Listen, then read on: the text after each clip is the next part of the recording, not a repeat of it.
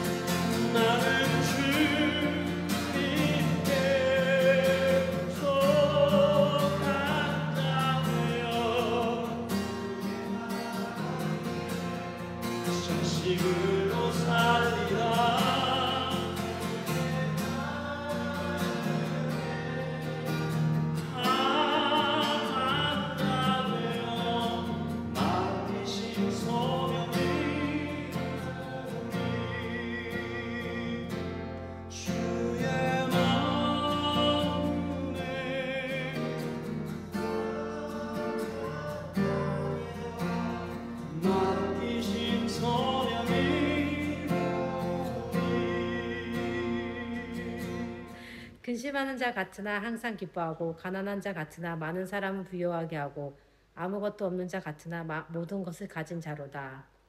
네. 오늘 말씀은 이 사도 베드로가 하나님의 나라와 세상 두 개의 나라에 끼어 살고 있는 자신을 발견하고 굉장히 멋지고 가장 아프게 이 자신의 상황을 설명하고 있는, 표현하고 있는 본문이죠. 뉴질랜드에 오신 지 꽤 오래되셨죠, 여러분들? 저도 좀 오래됐는데 저는 아직도 영어가 불편하지만 그런 얘기 하더라고요.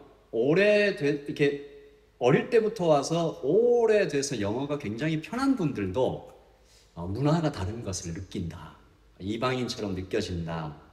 또 이제 나이가 드신 분들 중에는 한국에서 내가 전문직이었는데 여기 오니까 언어, 문화 장벽 때문에 그 직업을 가지지 못하고 힘들다. 혹시 오늘, 이번 주, 지금 그런 감정을 느끼고 계신 분은 혹시 없는가? 좀 돌아봅니다. 우리가 두 개의 나라에 끼어 있잖아요. 그래서 이민 와 있는 분들이 하나님 나라와 세상 사이에 끼어 살고 있는 성도의 삶을 잘 이해하고 있습니다. 오늘 그런 얘기들을 좀 나누려고 합니다. 사도가 이 편지를 쓰고 있는 이 시점에서 그가 살아왔던 모든 인생들을 다시 한번 좀 되돌아보는데 사도가 정말로 고생 많이 하며 살았어요. 한번 볼까요? 고린도후서 11장 23절 27절 시작. 수고를 넘치도록 하고 옥에 갇히기도 더 많이 하고 매도 수없이 맞고 여러 번 죽을 뻔하였으니 유대인들에게 40에 하나 감한 매를 5번 맞았으며 3번 태장으로 맞고 1번 돌로 맞고 3번 파선하고 일주야를 깊은 바다에서 지냈으며 여러 번 여행하면서 강의 위험과 강도의 위험과 동족의 위험과 이방인의 위험과 수고하며 애쓰고 여러 번 자지 못하고 줄이며 목마르고 여러 번 굶고 춥고 헐벗었노라. 아멘. 사도 바울은 왜 이런 삶을 살게 되었을까요? 두 개의 나라, 두 개의 문화 속에 끼어 살고 있는 역설적인 삶이었기 때문에 그렇습니다. 그는 성도가 되었고 거룩한 사도의 직분을 가지고 세상에 들어가서 살고 있는 거죠. 사도가 가는 곳마다 굉장히 어려운 일들이 많이 생기는 거예요. 복음을 전하는데 이 복음을 받아들이지도 않을 뿐더러 복음 전하는 사도를 공격하는 거죠. 제가 예전에 유튜브에서 본 것 같은데 어떤 영상이 있어요. 물개가 사람이 쳐놓은 그물에 이렇게 막 몸이 감겨가지고 죽어가는 거죠. 구해주려고 사람이 가서 그물을 이렇게 당기는데 막 발버둥을 칩니다. 모르니까. 자기를 구하러 온 건지 모르는 거죠. 사도가 복음을 전한 모든 마을에서 그런 일이 일어났습니다. 사도는 살리러 갔는데 저항하는 거죠. 오해하고 미워하고 저항하고. 그래서 사도는 참았습니다. 견뎠어요. 인내합니다. 그 이유를 이렇게 말하죠. 고린도후서 6장. 자, 우리의 삶과 좀 비슷하다는 생각이 드는데 시작. 우리가 이 직분이 비방을 받지 않게 하려고 무엇에든지 아무에게도 거리끼는 것이 되지 않게 하고 살았다. 복음 때문에 참았다. 복음 때문에 견뎠다라는 거죠. 여러분이 예수 믿는 사람이어서 참고 견디고 손해보고 했던 적이 참 많았습니다. 그렇죠? 억지로 웃을 때도 그리고 할 말을 못할 때도 많았습니다. 내가 예수 믿는 사람이니까.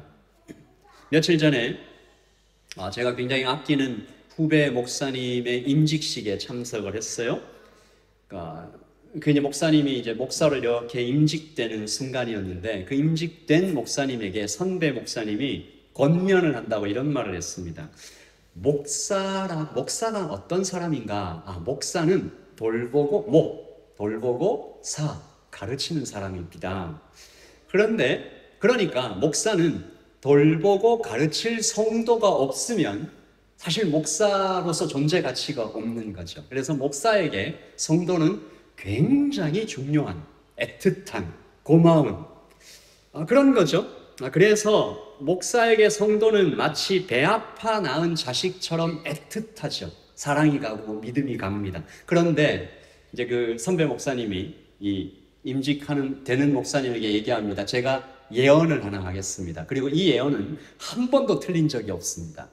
예언이 뭐였냐면, 목사님, 앞으로 목사님의 마음을 가장 후벼파고 가장 아프게 할 사람은 바로 그 성도들 중 한 명일 것입니다.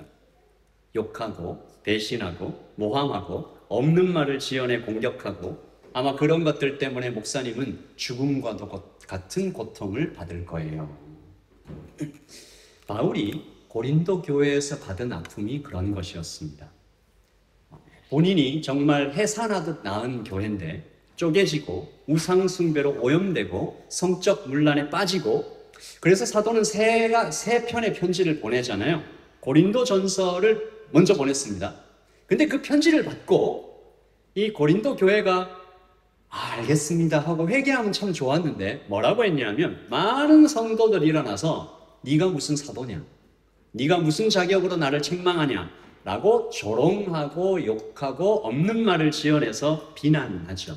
바울이 놀래서 급히 고린도 교회를 방문했지만 아무 소용이 없고 거의 쫓겨나듯이 고린도 교회에서 철수해야 했습니다. 본인이 세운 교회인데. 그래서 바울이 그 방문을 가슴 아픈 방문이라고 부르죠. 고린도후서. 자, 시작. 내가 큰 환난과 애통하는 마음이 있어 많은 눈물로 너에게 쏟노니 이는 너희로 근심하게 하려 한 것이 아니요 오직 내가 너희를 향하여 넘치는 사랑이 있음을 너희로 알게 하려 함이라. 아멘. 자, 지도 한번 볼까요? 바울이 여기 에베소에 있었어요. 근데 너무너무 걱정이 되니까 본인은 못 가는 거죠. 가면 이제 또 쫓겨나고 그 로마와 유대인들한테 발각이 되면 큰일 나니까, 그래서 믿는 사람 디도라는 사람에게 고린도 후서라는 편지를 줘서 방문을 하게 합니다. 그러니까 에베소에서 고린도를 가려면 이렇게 돌아서 가야 되겠죠. 보내놓고 막 조바심이 나니까, 이게 이제 보내놓고 하루 이틀 일주일 한 달 두 달이 지나가니까 바울이 너무 걱정이 돼서 못 견디겠는 거예요. 그래서 쭉 올라가서 여기 드로아 보이세요? 드로아에서 디도를 기다려요. 디도가 고린도 갔다가 다시 돌아오면 드로아에서 만나겠지. 안 오는 거예요, 디도가. 그래서 조금 더 갑니다. 더 올라가서 빌립보까지 가요. 근데 빌립보에서 드디어 만나요. 그때 바울이 자신의 심정을 이렇게 말합니다. 고린도후서 7.5절 시작. 우리가 마게도냐에 이르렀을 때에도 우리 육체가 편하지 못하였고 사방으로 환난을 당하여 밖으로는 다툼이요 안으로는 두려움이 오느라. 여기서 마게도냐가 빌립보거든요. 그래서 마게도냐에서 골심하다가 디도가 왔어요. 6절 시작. 그러나 낙심한 자들을 위로하시는 하나님이 디도가 옴으로 우리를 위로하셨으니. 지도 한번 더 봅시다. 지도. 에베소에서 기다리다가 드로아까지, 그리고 배 타고 빌립보로 넘어가서 디도가 가져온 소식을 들으니 디도가 이렇게 얘기하는 거예요. 고린도 교회에 많은 성도들이 회개하고 이 거짓 선지자들과 싸우려고 일어났습니다. 그래서 교회가 정의로운 싸움을 시작했습니다 라고 얘기하는 거죠. 이 바울이 너무 기뻐서 이 모든 상황들에 대한 이야기들을 담은 그 마음이 고린도 후서예요. 그래서 고린도 후서에는 뭐가 담겨 있냐면, 볼까요? 그 다음. 시작. 그리스도인의 역설적인 정체성. 이걸 얘기해 주고 싶은 거죠. 그러니까 두 개의 나라 사이에 끼어 살고 있는 성도의 정체성이 어떤 것이냐를 말해준 겁니다. 이것이 고린도 교회를 극적으로 변화시킨 말씀이에요. 우리 오늘 읽은 말씀 고린도후서 6장의 이 말씀, 그리스도인의 역설적인 정체성을 담은 이 말씀이 고린도 교회 성도들의 귀에 들리니까 성도들이 변화된 겁니다. 그래서 오늘 우리도 이 그리스도인의 역설적인 정체성을 마음에 새기고 외부의 환경이 얼마나 변하더라도, 예를 들어서 지금 밖에 비가 막 엄청 오는데 우리가 건물 안에 들어와 있으니까 괜찮잖아요. 비옷을 제대로 쫙 입고 나가면 괜찮잖아요. 우리 안이 따뜻해지고 우리 내면이 단단해지면 외부의 환경에 이겨나갈 수 있는 거죠. 정체성, 내가 누구냐. 자, 우리 두 가지 정체성을 좀 살펴볼 텐데 여러분 오늘 말 잘 들으시고 그리스도인은 이런 사람이구나. 물론 사도 바울은 자기 자신을 향해서 얘기했습니다. 사도는 이런 사람이다. 나는 이렇다라고 얘기했지만 그게 우리 전체에 대한 이야기죠. 첫째, 자, 우리는 이런 사람입니다. 시작. 근심 많고 가난하고 아무것도 없는 사람입니다. 아멘이십니까? 아멘이 막 되죠? 우리가 이거부터 시작합시다. 자, 말씀 시작. 근심하는 자 같으나 항상 기뻐하고 가난한 자 같으나 많은 사람을 부유하게 하고 아무것도 없는 자 같으나 모든 것을 가진 자로다. 아멘. 오늘 말씀의 제목 아업자, 아무것도 없는 자. 이게 이제 우리의 첫 번째 정체성입니다. 이걸 오해하면 이상하다. 예수를 믿으면 근심이 없어지는 게 맞지, 가난이 극복되는 게 맞지, 뭔가 채워져야 되는데 왜 그러지? 여러분 잘 생각해 보세요. 성도의 고민과 갈등이 이것을 인정하지 않기 때문에 시작됩니다. 예수 믿는 것은 과연 무엇인가? 사도 바울의 삶을 좀 돌이켜 볼까요? 여러분, 사도 바울이 예수 잘 믿었어요? 잘 안 믿었어요? 그분이 신앙이 좋았어요? 안 좋았어요? 그분은 정말 대단한 믿음을 가지고 있는 사도가 된 다음에 말이죠. 근데 그분의 삶을 좀 봐요. 자, 다시 한번 읽습니다. 시작. 유대인들에게 40에서 하나 감한 마리를 5번 맞았으며 3번 회장으로 맞고 1번 돌로 맞고 3번 파선하고 일주일을 깊은 바다에서 지냈으며 여러 번 여행하면서 강유의 위험과 강도의 위험과 동족의 위험과 이방인의 위험과 신의 위험과 광야의 위험과 바다의 위험과 거짓 형제 중에 위험을 당하고 근심하는 삶이죠. 예수님 믿고 예수 잘 믿어보려고 걸어가면 이렇게 된다고 보여주는 것 같죠? 그리고 그 다음 말씀은 더 아픕니다. 시작. 이 외의 일은 고사하고 아직도 날마다 내 속에 눌리는 일이 있으니 곧 모든 교회를 위하여 염려하는 것이라. 아멘. 제가 단언합니다. 예수님을 믿고 살아가는데 근심이 없다, 염려가 없다. 잘 들으세요. 우리가 예수님을 믿고 살아가는데 이 속에 갈등이 없다, 근심이 없다. 뭘까? 바울의 인생은 아픔과 근심의 연속이었어요. 왜 그런지는 우리가 좀 나중에 살펴봅시다. 이 현상만 좀 봐요. 지금은 팩트. 바울은 근심하고 아파하고 그렇게 살았어요. 그리고 가난했어요. 27절 시작. 수고하며 애쓰며 여러 번 자지 못하고 줄이며 목마르고 여러 번 굶고 춥고 헐벗었다. 가난했어요. 사도 바울에게 텐트 만드는 직업이 있었지만 물질적으로 결코 풍요롭지 못한 생활을 살았고 그의 인생 전체는 가난이라고 얘기할 수 있죠. 그리고 아까 우리가 뭐라 했습니까? 근심 많고 가난하고 뭐라고요? 아무것도 없는 자. 세상의 기준으로 보면 사도 바울은 정말로 아무것도 없는 자였죠. 그에게 가정이 없었어요. 안정된 직업이 없었어요. 재산도 없었어요. 그리고 그에게는 안전도 없었어요. 당시 고린도 교회 성도들의 형편도 바울과 크게 다르지 않았습니다. 자, 저를 한번 따라서 하십시다. 근심 많고 가난하고 아무것도 없는 삶. 이것이 그리스도인의 첫 번째 정체성입니다. 이렇게 얘기하면 우리 잘못 생각하면 예수 믿는 거 좀 다시 생각해 봐야 되겠다, 이렇게 생각하는 사람이 있을지 모르겠는데, 혹시 오늘 나 자신이 정말로 이렇게 느껴지는 사람은 없습니까? 내가 너무 근심이 많아. 나 너무 가난해. 뭐 하나 내세울 것 없는 초라한, 아무것도 없는 사람 같아. SNS들을 보니까, 페이스북과 인스타그램과 뭐 이런 것들을 보니까 친구들은 다 잘 나가는데 나는 왜 이렇게 초라하고 작을까? 예수 믿는 인생은 원래 그런 것일까? 그런데 오늘 말씀 다시 볼까요? 네. 오늘 말씀에서 가장 중요한 단어는 이건 것 같아요. 같으나. 근심하는 자 같으나. 눈에 보이는 현실, 근심하는 자죠.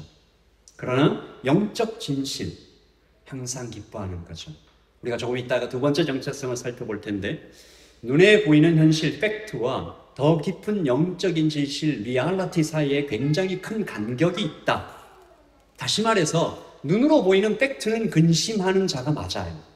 그런데 리얼리티는 기뻐하는 삶이다라는 거죠. 가난한 자 같지만 사실은 아니다라는 거죠. 이것이 성도의 두 번째 정체성, 어쩌면 진짜 정체성, 우리가 생각했던 그리스도인의 역설적인 정체성 두 번째. 자, 우리 같이 읽읍시다. 시작. 항상 기뻐하고 많은 사람을 보여하게 하고 모든 것을 가진 사람입니다. 한 번 더. 시작. 항상 기뻐하고 많은 사람을 보여하게 하고 모든 것을 가진 사람입니다. 제가 이 세 가지 역설을 끝에서부터 위로 올라갈 거예요. 제일 처음에 그는, 사도 바울을 우리가 살펴보죠. 그는 세상 기준으로 보면 아무것도 없는 사람 같았어요. 그러나 그는 모든 것을 가졌습니다. 세상 사람들이 이런 것 저런 걸 자랑할 때 막 기가 죽고 쪼그라드는 것이 아니고, 사도 바울이 고린도 교인들한테도 이 얘기를 하는데 아무것도 부러워할 필요가 없다. 왜냐하면 우리는 모든 것을 가졌다라고 얘기할 때 이렇게 얘기합니다. 고린도전서 3장 21절 시작. 모든 것이 다 시작. 모든 것이 다 여러분의 것입니다. 바울도 아폴로도 베드로도 이 세상도 생명도 죽음도 현재도 미래도 다 여러분의 것입니다. 그리고 여러분은 그리스도의 것이고 그리스도는 하나님의 것입니다. 여러분, 우리가 예수 그리스도 안에 있을 때 우리가 가진 게 뭘까요? 우리가 뭘 가지고 있을까요? 눈으로 볼 때는, 세상적 기준으로 보면 아무것도 없는 사람 같아요. 그러나 영적인 진실로 들어갔을 때 우리는 뭘 갖고 있는 걸까요? 여러분, 뭘 갖고 있어요? 제가 생각난 대로 좀 써봤어요. 더 많이 있을 거예요. 같이 읽어봅시다. 시작. 하나님의 인재와 사랑, 어떤 환경 속에서도 우리를 떠나지 않는 하나님의 인재. 제가 제목을 읽으면 여러분이 뒤에 읽어봐요. 성령의 내주하심, 하나님의 말씀, 기도의 특권, 영원한 생명, 하나님의 가족, 하나님 나라의 상속권. 시작.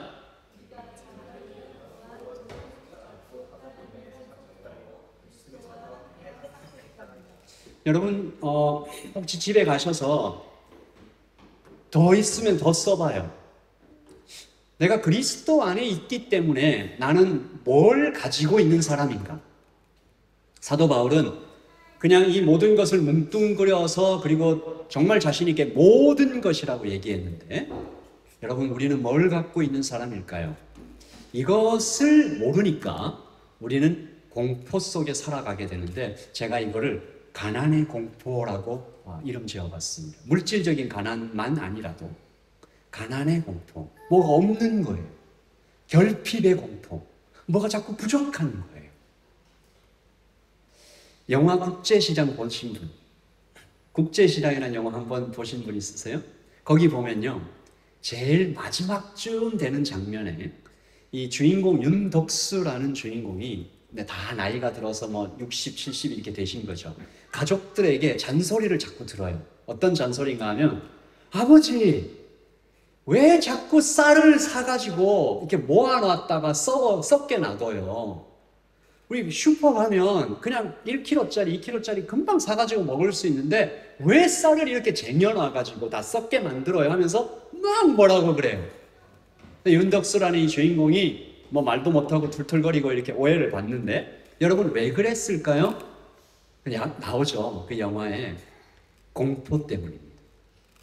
가난과 배고픔의 공포 때문에. 언제요? 한국 전쟁 때, 피난 시절에 항상 배고픔에 시달렸던 이 아버지 윤덕수는 언젠가 또 그런 일이 생길지 모르는 불안감 때문에 쌀을 사서 쌓아두는 습관이 생긴 거예요. 전쟁 세대가 겪는 트라우마의 일종이죠. 여러분, 우리에게도 이 가난의 공포가 있습니다. 있을 수 있습니다. 우리가 미래를 위해서 절약하고 저축하는 건 굉장히 좋은 일이죠. 그러나 그 모든 것들의 기반에 그것을 이렇게 막 저축하고 절약하고 하는 이 행동의 그 밑바닥에 공포가 깔려있지 않은지 살펴봐야 돼요. 오늘 피었다 지는 들풀도 입히시고 하늘에 나는 새도 먹이시는 하나님께 대한 믿음이 없으면 무섭죠. 가난의 공포에 잡아먹혀서, 여러분, 이 가난의 공포는 이런 것도 있습니다. 버림받을까 하는 공포. 이 친구 관계 속에서. 실제로 배고파질까 하는 공포도 있죠. 혼자가 될까봐 자꾸 모으고 움켜쥐고 쌓아두어도 그런데도 평안이 없어요. 이 인생 자체가 비참해지는 것이죠. 저를 한번 따라서 하십시다. 모든 것의 주인이신 그리스도 안에 내가 있다. 그래서 우리가 가장 그 첫 번째 믿음, 우리는 모든 것의 주인이신 그리스도를 소유한 사람이다 라는 이 믿음이 있을 때 가난의 공포에서 해방돼서 나눠줄 수 있게 됩니다. 말씀 같이 볼까요? 우리 가난한 자 같으나, 시작. 가난한 자 같으나 많은 사람을 부요하게 하고. 가난의 공포에서 벗어나야 나눌 수 있어요. 바울이 정말로 많은 사람을 부요하게 만들며 살았죠. 그는 16,000km를 여행하며 이스라엘, 터키, 시리아, 그리스, 이탈리아, 몰타 7개 이상의 나라에 복음을 전하고 수만 명 이상의 사람들에게 복음을 전하고 안디옥, 에베소, 고린도 교회를 포함하여 최소 10개 이상의 교회를 세웠어요. 많은 사람을 부요하게 했죠. 여기서 끝나지 않습니다. 여러분, 바울의 편지들과 그의 복음 전파 활동을 통해서 인류에게 남긴 그 부요함은 이런 것들이에요.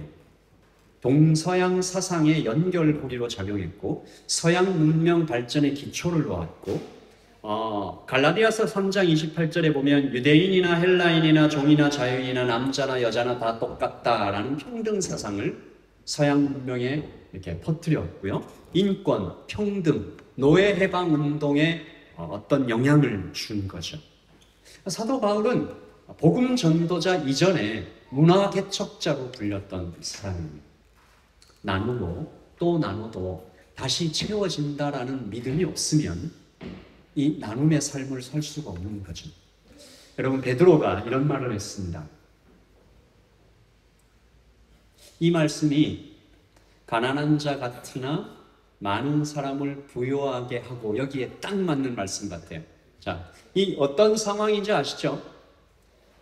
베드로가 성전에 기도하러 이렇게 올라가는데 그 앞에 이 정말 뭡니까? 걸을 수 없는 거지가 돈을 달라고 구걸을 한 거잖아요. 그때 한 얘기입니다. 자, 시작. 베드로가 가로되 은과 금은 내게 없거니와 내게 있는 것으로 내게 주노니 곧 나사렛 예수 그리스도의 이름으로 걸으라. 아멘. 가난했어요. 베드로와 요한은 가난했어요. 눈에 보이는 게 없었어요. 그러나 모든 것을 가졌죠. 그래서 그 절름발이 청년을 일으켜 세울 수 있었습니다. 생명과 치유를 갖고 있었죠. 어느 게 더 큰지 만한해도 알잖아요. 자, 내가 아무것도 없는 자 같으나 모든 것이 있다. 그러면 가난한 자 같아도 나눌 수 있다. 그리고 나면 모든 것을 가졌고 그래서 나누기 시작하면 이 사람은 기쁨의 삶을 살게 됩니다.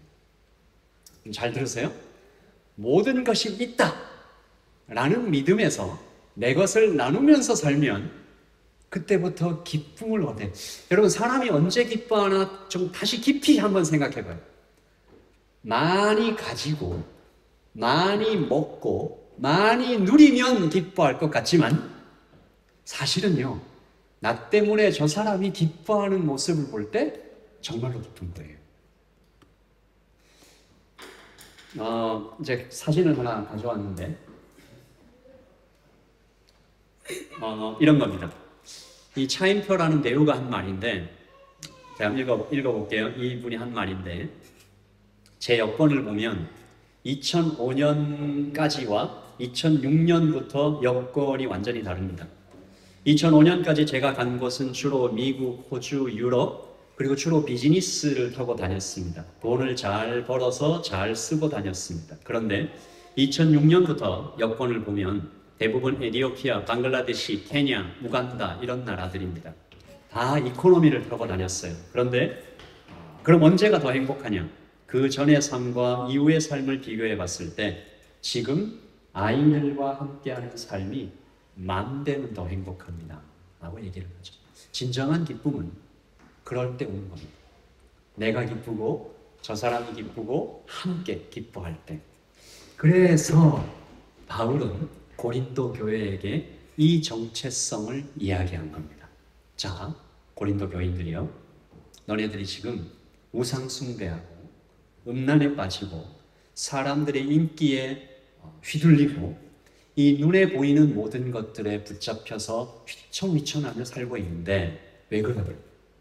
너희는 이미 모든 것을 가진 사람이지 않냐? 그리스도 안에 모든 것이 있지 않냐?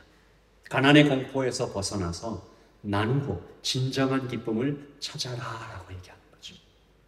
우리에게 이 근심하는 자 같으나 항상 기뻐하고 가난한 자 같으나 많은 사람을 부여하게 하고 아무것도 없는 자 같으나 정말 모든 것을 가진 이 인생에 정말 대단한 모범이 되시는 분이 우리에게 계십니다.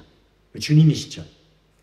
우리 주님은 이 세상에 살 때 근심하셨고 가난하셨고 아무것도 남지 않을 만큼 다 빼앗기시면서 살아가셨습니다. 그러나 우리 주님의 삶은 항상 기뻐하셨고 많은 사람을 부여하게 하셨고 모든 것의 주인이 되셨습니다. 여기서 중요한 질문이 있습니다. 우리는 이런 거죠. 그래, 내가 모든 것을 가졌으니까 내가 정말 아무것도 없는 사람 같지만 나 모든 것을 가졌어. 좋다. 그러니까 나는 아무것도 없는 사람 같지만 다른 사람에게 이렇게 베풀어 주고 살 수 있어. 야, 그랬더니 내가 정말 기쁨을 얻네? 이런 삶을 우리가 살아가게 되는 거죠. 그런데 이런 삶을 살게 된 궁극적인 이유가 있습니다. 고린도후서 8장 9절입니다.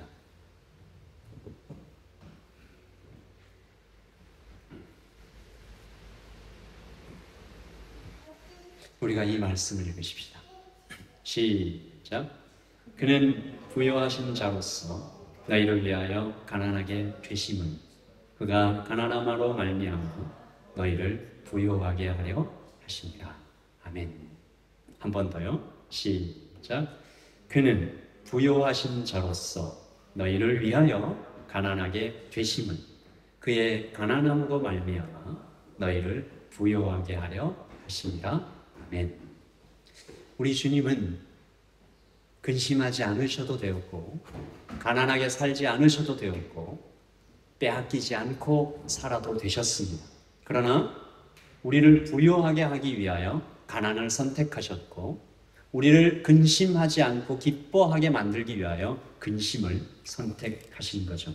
오늘을 살며 우리가 언어와 문화의 장벽과 직업과 지위의 상실과 외로움과 그리움 이 모든 것들로 내가 정말 근심하는 자 같고 가난한 자처럼 느껴지는 그 모든 이 순간에 우리가 이렇게 고백하는 삶을 살면 좋겠습니다. 자, 같이 이제 이 말씀을 우리가 읽고 우리 한번 기도하기를 원합니다. 시작. 나는 아무것도 없는 자 같으나 모든 것을 가진 사람이다. 그래서 나는 가난한 자 같지만 많은 사람을 부유하게 할 수 있다. 그러므로 나는 많은 근심이 있어도 항상 기뻐하는 사람이다. 나는 그리스도인이다. 아멘. 이 자리에서 일어나서 기도함으로 오늘 예배를 마쳐 가기를 바랍니다. 우리 지난주에 자리에서 다 일어날까요? 우리 지난주에 이 말씀으로 마쳤는데 오늘 이 말씀으로 좀 마치면 좋겠다는 생각이 들었어요. 고린도전서 15장 58절. 여러분 흔들리지 맙시다. 주의 일에 더욱 힘쓰는 자들로 걸면 좋겠는데요. 시작. 그러므로 내 사랑하는 형제들아 견실하며 흔들리지 말고 항상 주의 일에 더욱 힘쓰는 자들이 되라. 이는 너희 수고가 주 안에서 헛되지 않은 줄 알미라. 아멘. 우리 기도하겠습니다.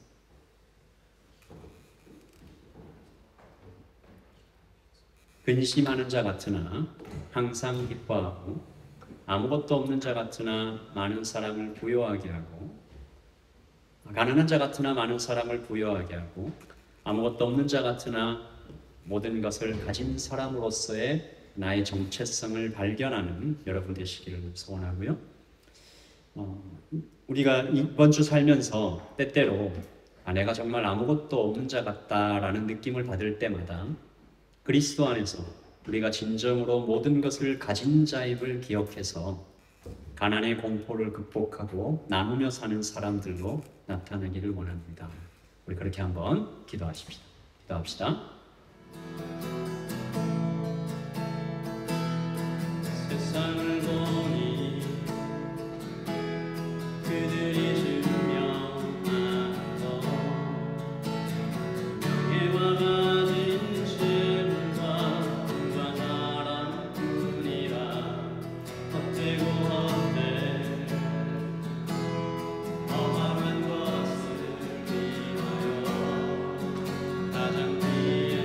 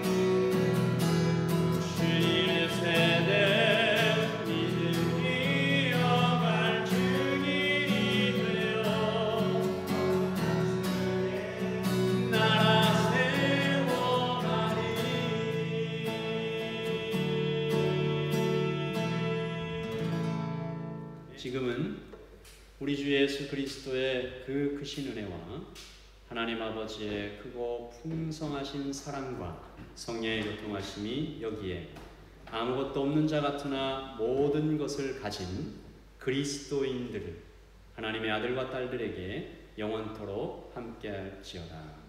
아멘.